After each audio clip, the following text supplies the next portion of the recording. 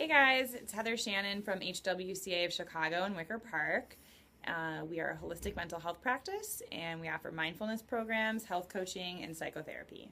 I'm Todd, the owner of South Loop Strength and Conditioning in Chicago, and we've been talking about the context of mindfulness with athletic performance and kind of long-term athletic development and self-improvement. Exactly. Right, so we sort of laid out how is mindfulness potentially beneficial to someone who's looking to get better at something, right?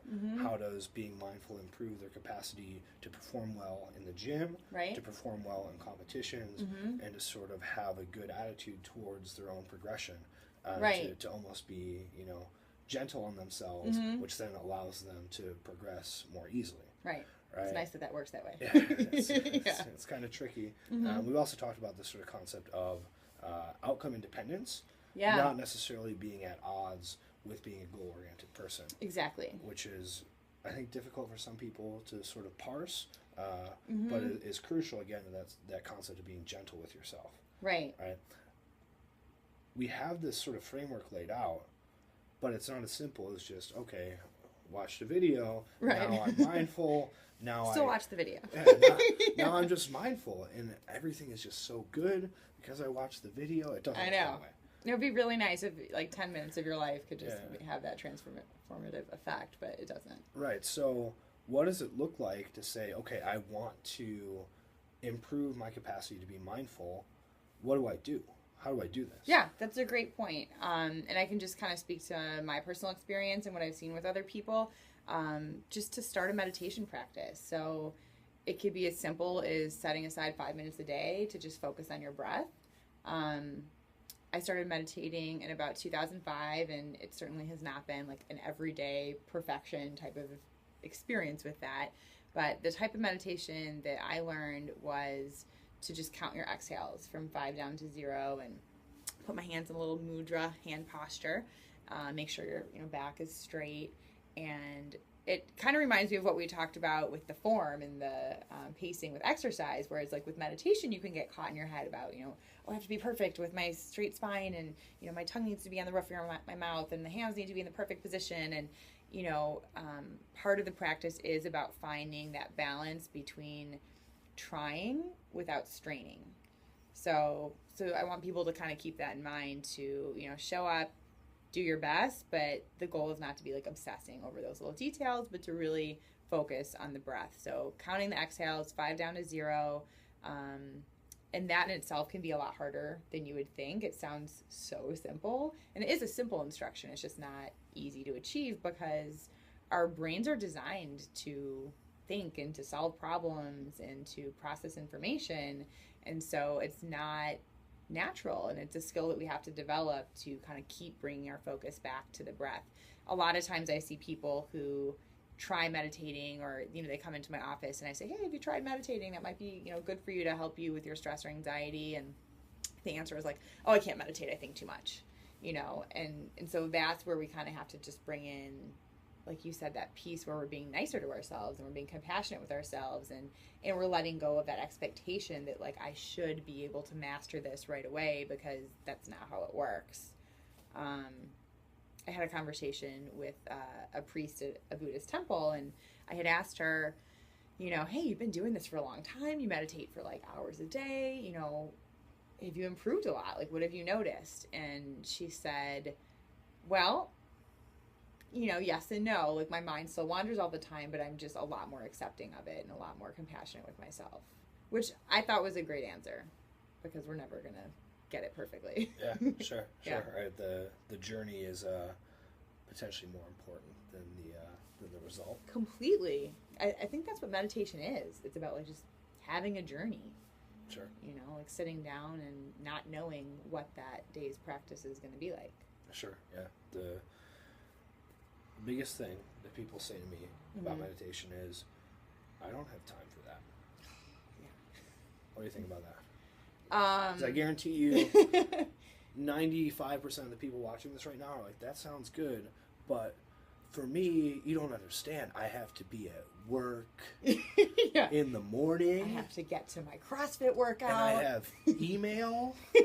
What do you want from me? Right, exactly. If people have to answer to, I'm sure. Yeah, I get it, you know, like, yeah, I'm running a business. My life is busy. I've got a lot of people to see. So I understand that. And I think those are the people who need to meditate most, usually. But I guess I would also say, like we talked about with the exercise, like where maybe you're kind of unconsciously unskillful and then you're consciously unskillful and you kind of have that progression towards just being naturally skillful. I think it's similar with meditation. I mean, maybe you start out just becoming aware of, you know what, I'm not willing to do this right now. I'm aware that maybe there's a need, but this is just where I'm at. And so I would say that's even progress because it's a conscious decision and you're bringing the awareness to it. But hopefully if you guys are watching this video, you're at a point where you at least want to give it a try to meditate.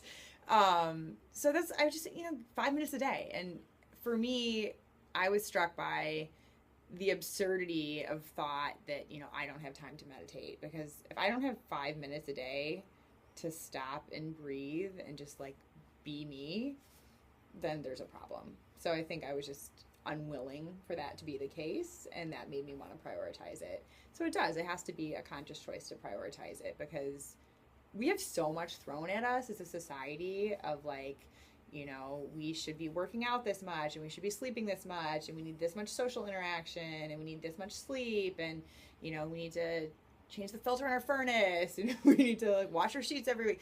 And if we actually did all those things, like we wouldn't have time to like live our lives or enjoy ourselves. So I agree with the sense that we can't do all of the things that we're supposed to do.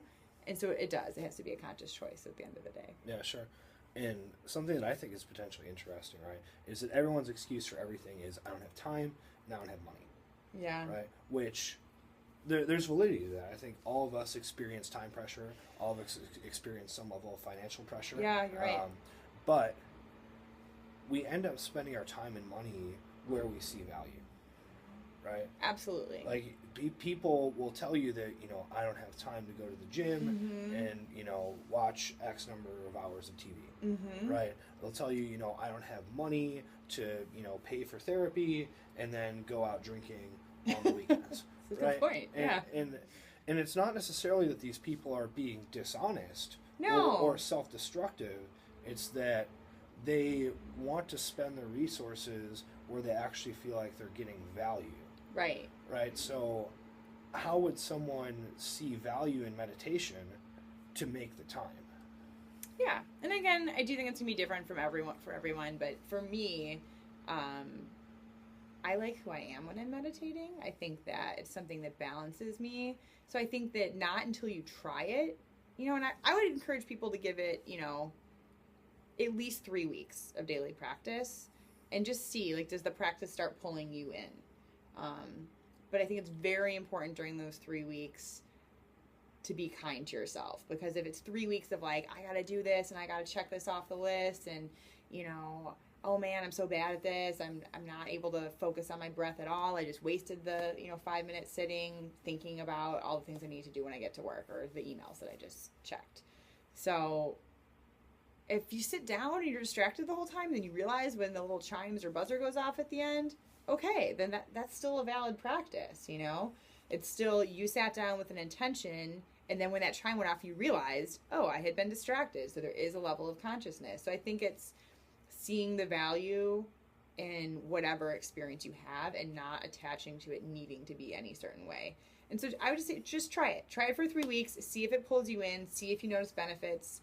A lot of times people notice that they're not as reactive with people in their lives. They're not as irritable with people, and they're able to just kind of pause and take in what's going on in the conversation and then choose how to react instead of just kind of, lashing out at people or that kind of thing. So in my experience, a lot of people see the benefits. And if you don't, then maybe it's not for you. It's okay. And there's other ways to be mindful than doing a formal meditation practice. Sure. So, And another thought related to potentially trying to cultivate a daily practice. Yeah. Right? Where people set a goal, I want to meditate every day for 3 weeks and see how it goes. They do it, great, the first week. Second week, they're traveling, right? Yeah. They're late. They miss 2 days of meditation. They come back and they're like, okay, I'm going to get back on the wagon. Right. They do 1 day, then they forget 2 days, and then they just don't want to do it the third day. And then the narrative internally becomes, I can't do this. right? Right. Like I screwed it up. Right. Like I was trying to do it and I failed at doing this, right? How do you overcome that to remain not necessarily daily consistent, but to continue with the practice even if it's not perfect? So, yeah, it's not going to be perfect. So that's a great question. And I think we struggle with that with any habit, anything that we're trying to change in our lives. It's not going to be perfectly consistent. So I guess my advice to people is just like you come back to the breath, you come back to the practice. Just like your thoughts are going to wander, your habits are going to wander, and you just keep bringing it back if that's something that you're choosing to prioritize. Sure. Yeah, it makes a lot of sense, right? And it's the same concept of being gentle with yourself. Completely. Right, where it's not, oh, I failed at this goal. I need to quit. Right. But it's continuing with with the concept of the practice, even if it's not 100% as predicted. Right. And it's choosing, is this something that is still important to me and that I want to prioritize? And being honest with yourself about it. Sometimes we're trying to force something that, it's not really the right time, or it's not something that we actually want to do, and that's okay too. Yeah. Sure. Cool.